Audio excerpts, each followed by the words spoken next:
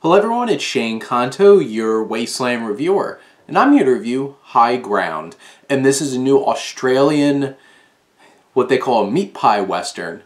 And this film is from director Stephen Johnson and writer Chris Anastasiadis. And this film focuses on the life of a young aboriginal man whose whole entire village is killed, for the most part, when he is a child.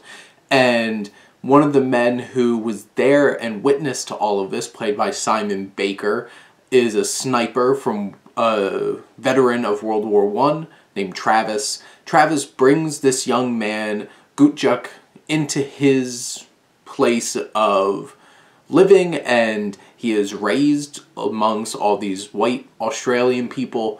And then years later, there's a bunch of attacks going on led by his uncle, and he is recruited by Simon Baker, who is recruited by the military to go find his uncle Baywara.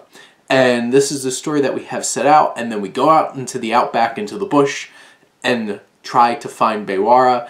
And this film is, right off the bat, gorgeous. This is a beautiful film.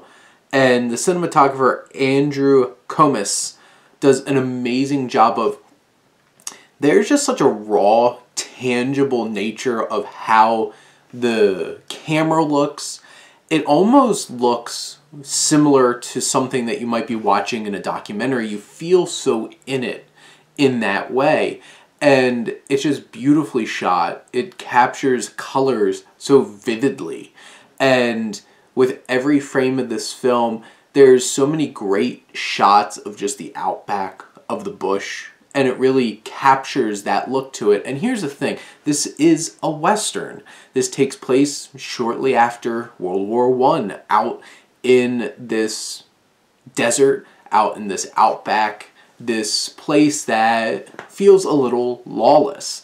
And Simon Baker is basically a mercenary at this point, and he goes off with this young man, played by Jacob Jr. Nyungul. And these two have such a great relationship and have great chemistry. And there's complications because you have Gutjuk, who has a new white name, and he has this missing piece of him. He did not grow up in his village with his people, and you see his journey and his connection when he finally gets to be reunited with his people. And this newfound love and passion and identity for him is so great. And this film captures that colonialism, those themes, those ideas so poignantly and so impressively. And this film, directed by Johnson, really captures an intensity. There's action sequences that are brutal and bloody, and just without those pulled punches, this hits the impact that it needs to, because you need to see a bit of brutality to really understand how much of a horrible situation that these white settlers had created for the Aboriginal people in Australia. And you see firsthand in this film how brutal and barbaric these soldiers could be.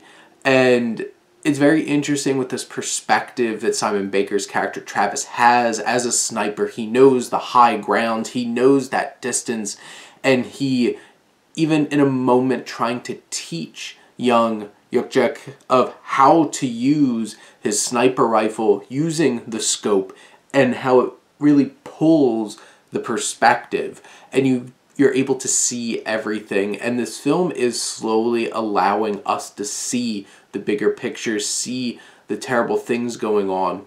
And Johnson does such a great job of planting small details throughout the film that'll lead to more impactful moments that are poignant and emotional and meaningful. They feel earned, they feel satisfying in terms of the drama. Simon Baker, who I don't think I've seen play Australian in any of his works that I have seen of his, and it's really impressive him playing this grittier kind of character.